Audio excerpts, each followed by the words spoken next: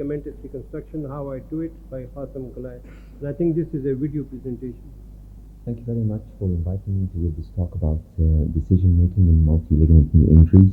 I would like to thank you very much for inviting me to give this talk about decision-making in multi-ligament knee injuries. I would like to thank the organizers of the Pakistan Sportscon Congress for this invitation. My name is Professor Hatem Saeed. I'm the head of the arthroscopy unit in Asyut, Egypt. I'm also the CICO treasurer and vice president of the Arab Shoulder and Elbow Association. So the aim is to talk about multi-ligament knee injuries, what are the types and the principles of management, and mainly focus upon decision making. Multi-ligament knee injury is disruption of two of the four major primary knee ligaments, the ACL, PCL, MCL, or the posterolateral corner.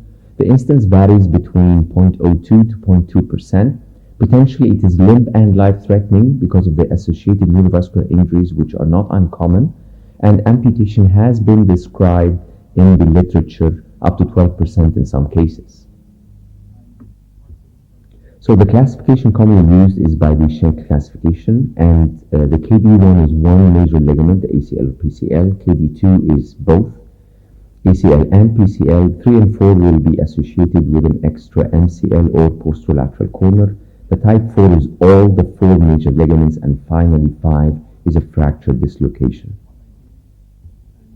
So the clinical presentation is very important. Usually there is a history of a high energy trauma. However, we have to notice that these injuries may occur in obese patients with very low injury while they're walking and just falling down. Of course, deformity is a common presentation. Swelling, ecchymosis. The dimple sign is an important sign of irreducible or buttonholing. Then we examine the stability of the individual ligaments, and then one of the very important points is the neurovascular examination. We published this paper about chronic irreducible knee dislocation. If you reduce the knee and it does not look to be fully reduced, like in the X-ray on the left, this can be because of the buttonholing of the medial capsular structures on the medial femoral condyle. Thus, it's irreducible, and in the X-ray you will not get complete reduction. You have to be suspicious then of multi-ligament dislocation. Some of the red flags: hyperextension of the knee is a very bad sign, especially if it's unilateral, not bilateral. Popliteal ecchymosis, vascular insufficiency on clinical examination, the common peroneal nerve injury, lack of hematoses sometimes with capsular disruption may be present, and again, keep an eye for those low energy that happen in very obese patients. Clinical assessment of the individual ligaments is done for the ACL, PCL, MCL, lateral side, lateral collateral, and posterolateral corner. The investigation starts by X-ray, MRI. Duplex ultrasound is very important to assess the vascular injury, but the most accurate at the moment is CT angiography. So the incidence varies in the literature, up to 30% in popliteal nerve injury, and if that is the case and vascular repair is planned, you'll be planning to do a temporary external fixation on the knee till the vascular repair has healed. Then you're able to do your ligament repair.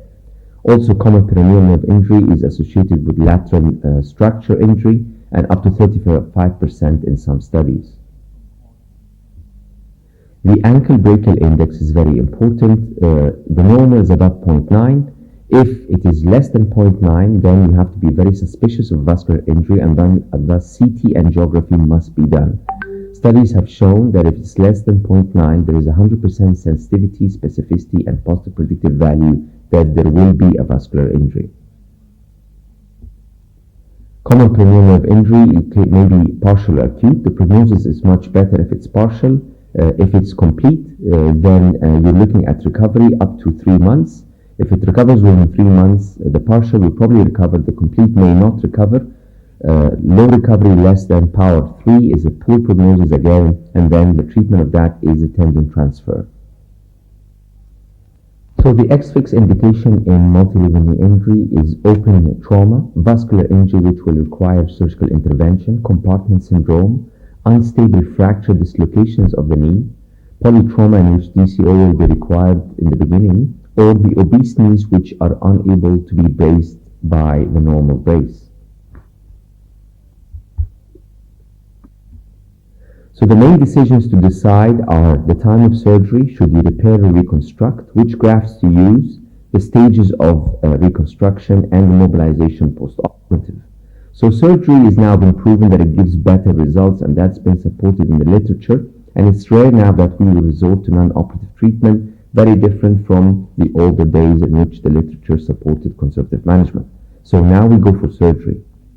What about the timing? So if you do it acute, that's in less than 3 weeks, that means you're repairing with an anatomic restoration. And the advantage of that some structures like the MCL and the posterior oblique ligament, you'll be able to repair. But some will need reconstruction anyway. So if that is going to be done, it must be done within 3 weeks. If you're planning to do arthroscopic management of the intra-articular structures, then you want to wait 1 or 2 weeks so that the capsule might heal, and then you're able to do arthroscopic management. Of course, there is a higher incidence of stiffness with acute management, so there is pros and cons for that. Then we have the stage procedure in which we do the extra-articular ligaments, the MCL, the posterolateral corner, in the acute phase, and then we wait 6 to 8 weeks till these heal, and then we do arthroscopic ACL and PCL reconstruction. Then we have the chronic cases, which are late presented cases. Then here probably you'll be planning to reconstruct all the ligaments, and then here you will need more ligament grafts than in the acute repair. The advantage of that is that you regain range of motion of the knee. There's less instance of stiffness of the knee post-operative. So what do you do? For ACL, we're going to do ACL reconstruction, either open arthroscopic. PCL, again, reconstruction, similarly open arthroscopic, depending on the phase, most probably. For posterolateral corner, we're going to be doing reconstruction, and that, of course, is open, it's extra-articular. For the MCL and the POL, in the acute phase, you're going to be doing a repair. However, in the late phase, you're going to be doing a reconstruction. So where do you get the grafts for all of these? So you can take the hamstrings bilateral, you can take the quad tendon on the same side, obviously also on the other side, but usually on the same side.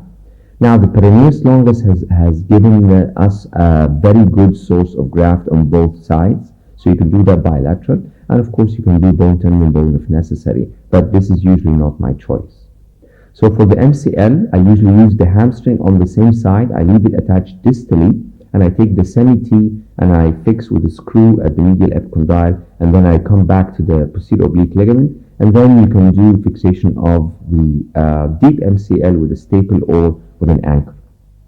For the ACL, I use the peroneus longus or the quad tendon. For the PCL, I use hamstrings of the contralateral side, and for the posterolateral corner, I need a long graft to do a laprade, so using the hamstrings or a long peroneus longus tendon. So this patient presented to me 6 months after a failed MCL-LCL repair. He was planned as a stage procedure, but it was only a repair of the MCL and LCL, and there was a delay in the reconstruction and the second stage, and everything failed. So this is very difficult to identify any anatomy due to the fibrosis and the distorted anatomy. So we decided to do reconstruction of the ACL and PCL open. We did MCL reconstruction with the POL and LCL laprade reconstruction. So on examination, there was grade 3 laxity of the ACL, the PCL, the MCL, and the lateral structures. Lateral corner. After 3 hours of surgery, so we did screws for PCL proximal and distal plus staple. We did the triangular MCL reconstruction with the POL, 2 screws, one in the POL, one in the proximal MCL, plus a staple to fix the deep MCL, laprade with 4 screws on the posterolateral corner and 2 screws for the ACL, total of 10 screws. So the literature shows in a systematic review of more than 470 articles that reconstruction yields better results than repair, especially if this is done in the early acute phase. Of course, arthrofibrosis will be less if you delay the ACL reconstruction. However, this is something to keep an eye on in the rehabilitation. This paper showed in 60 patients with multi-ligament injury that surgical management gives much better results. whether you do them acute in the early phase, less than 3 weeks, or late, more than 3 weeks. But they showed that doing the whole thing as a single stage is better than doing them on two-stage procedures.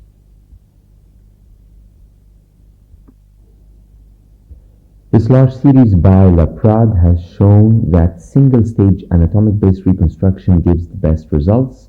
He did immediate post-operative rehabilitation, showed very good outcomes irrespective of the injury pattern. He has shown that there is no difference between ACL and PCL-based injuries. Rehabilitation is very important to be done early. We do non-weight bearing in the first 6 weeks in a hinged knee brace, followed by partial weight bearing in the following 6 weeks, so 12 months with a hinged knee brace. However, we go for early range of motion. We plan to reach 60 degrees in the first 4 weeks and try to reach 90 by 6 weeks. And MUA, manipulation under anesthesia, is not uncommon in these cases if they stiffen up or you see that the progress is not going according to plan. Some surgeons consider this as a part of the procedure rather than a complication. So in summary, it is quite a serious injury. Neurovascular compromise is very important to be evaluated and assessed by the ankle brachial index and looking at the common peroneal nerve. You can do them acute stage to the leg. My preference is I do acute, all the ligaments together if possible, if the patient presents in the right time. Proper graft planning and surgery planning is important. You're going to repair the medial structures but reconstruct all the other structures of the knee, and early post-operative rehabilitation is key. Thank you.